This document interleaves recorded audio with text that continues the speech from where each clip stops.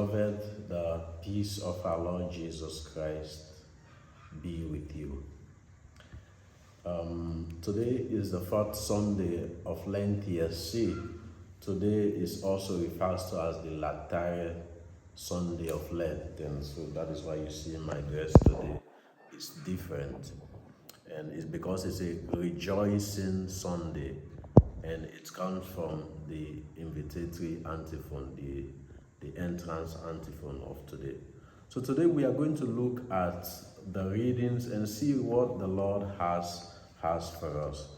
In the first reading, we listen to the book of Joshua from chapter 5, verse 9, and then from verse 10 to 12. And it is this reading in which the people of Israel have entered the land and they are encamped in Gilgal. And we are told just from the first verse that the Lord said to Joshua, "This day I have rolled away the reproach of Egypt from you." And these are very important words. The Lord has taken away their reproach. The Hebrew word is very important. It haspat mizarim. Haspat mizarim meaning that the Lord has taken away their disgrace. The Lord has taken away their shame. The Lord has taken away their scorn. This was because for 40 years, the people of Israel were uncircumcised. They were unable to worship God. And now entering into the land is a moment in which they have experienced, or they are experiencing, the goodness of God. My brothers and sisters, those of you listening to me, we live sometimes in situations in which we struggle with life. We struggle with alcohol, we struggle with addiction, we struggle with unfaithfulness, infidelity. But there will be a moment in which the Lord will take away our haspat, our disgrace, our discon, and all these shameful things that makes us, unworthy in front of Him. So do not be afraid. Do not be afraid. And when the Lord takes away your disgrace, you are, in turn, you have to respond by beginning a new life with the Lord, by beginning a new way with the Lord. And this new life definitely will be a way to once again mend the broken relationship with our God.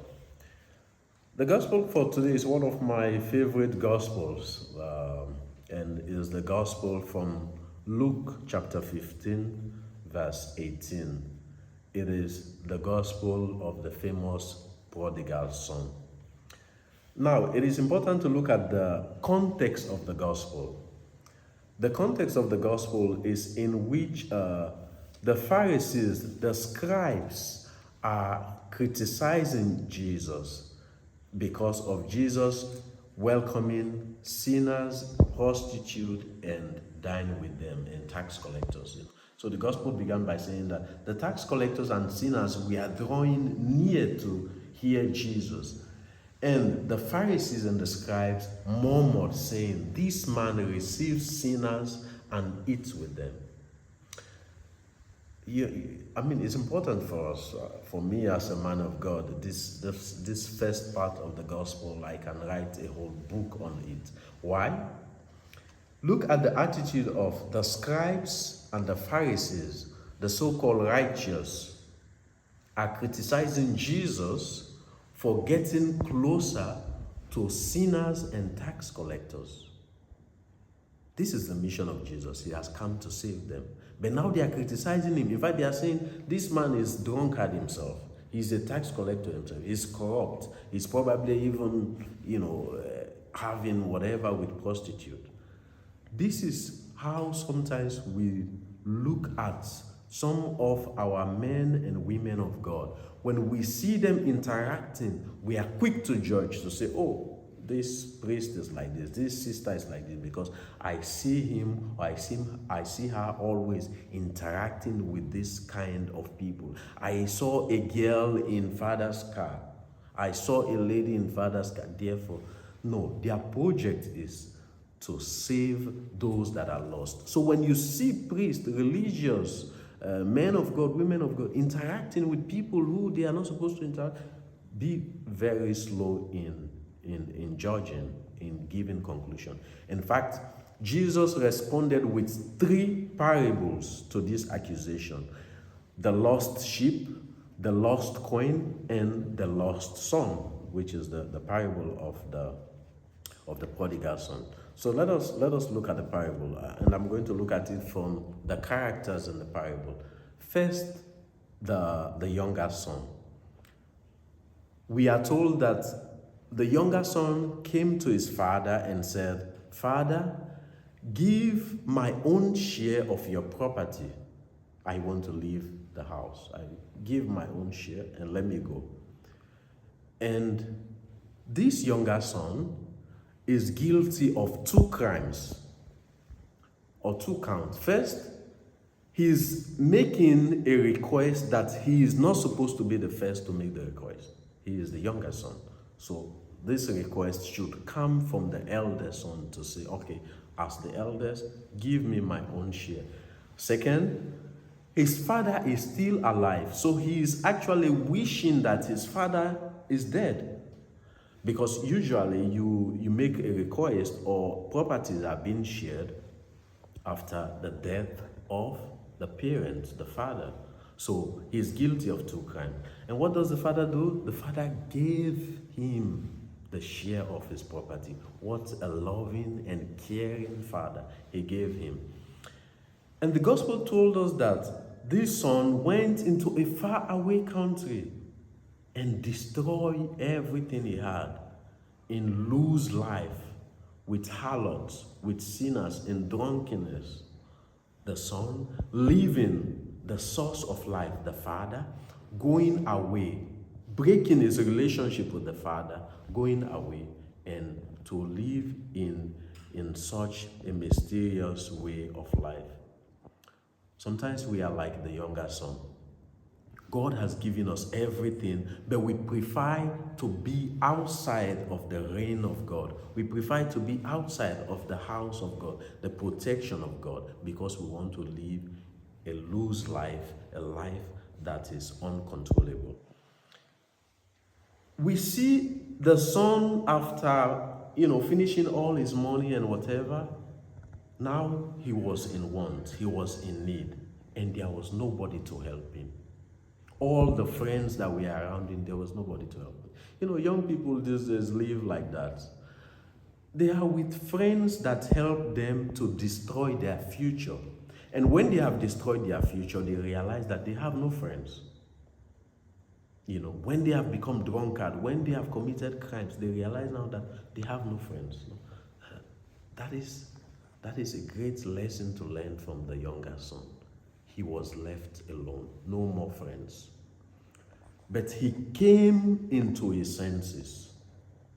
He came into his mind. He entered into himself and remember how welcoming, how precious it is to be in his father's house. Even the servants in the father's house enjoy a prestigious position of food and shelter.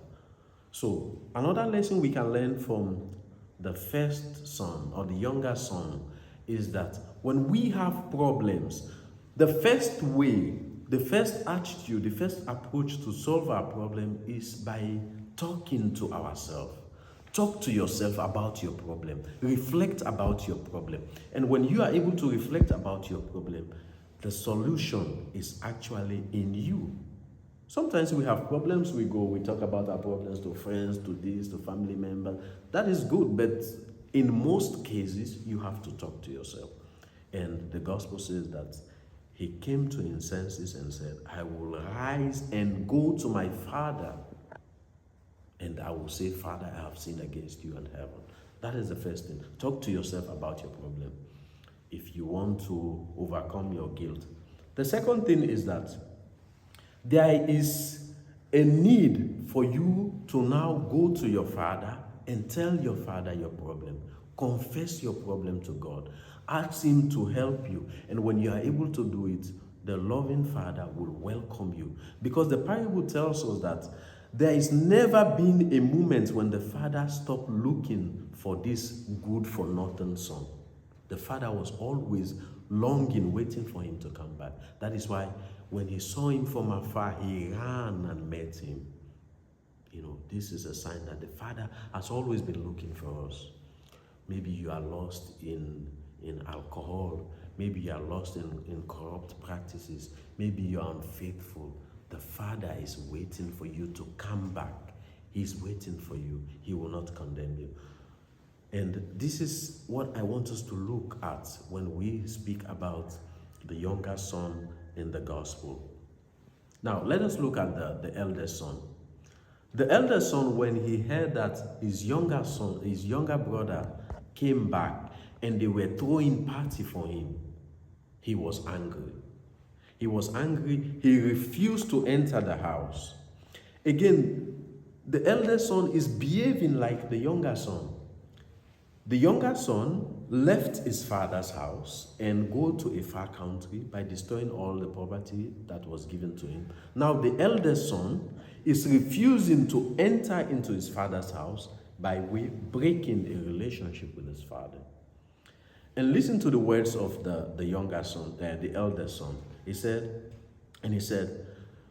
"Father, there is never a day that you have given me a kid to celebrate with my friends." No.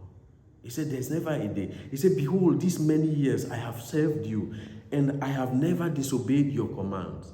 Yet you never gave me a kid that I may make merry with my friends.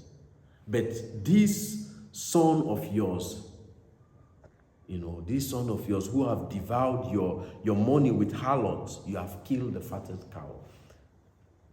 The identity of the elder son is that for him, his relationship with the father is that of slave and master. He has been obedient. He never disobeyed. In fact, he was coming from the farm. But he never had a good relationship with the father. We can come to Mass, we can serve God, we can go for whatever miracle, but we can see the possibility, the problem there is that sometimes we may see God as a father and slave relationship. A relationship in which we work for him, we are obedient to him, and we also want things in return. The elder son cuts the relationship, even with his brother. He said, "This son of yours," parents are guilty of this behavior. When their children misbehave, they will tell the mother, your daughter is misbehaving. Or they will tell the father, your son is misbehaving. You are not taking care of. That ability of always cutting relationship when things are going wrong. So, like the eldest son, we are admonished to not look at God as a master and we as a slave relationship, because the properties that the father have actually is for the son, and the response of the father is very important. He said, "Son, you are always with me, and all that is mine is yours. It was fitting to make merry and be glad, for this your brother was dead and is alive. He was lost and is found." We are called to be like the Father. The Father is prodigal in his love. He is wasteful in his love. He is bountiful in his love. He is magnificent in his love, because he shows both sons that he actually loved them unconditionally. He forgave them. So if we are facing difficulties in life, if we are facing problems in relating with one another, let us be like the Father, who does not point fingers, who does not criticize us, who does not judge us.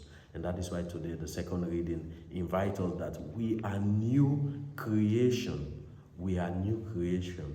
And through Christ, the death of Christ, he has reconciled us to himself.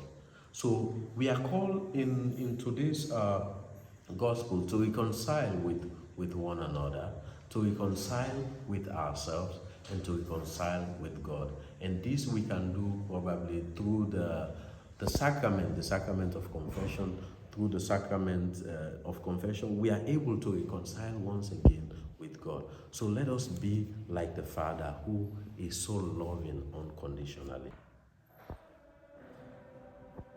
May Almighty God bless you, the Father, and the Son, and the Holy Spirit. Amen.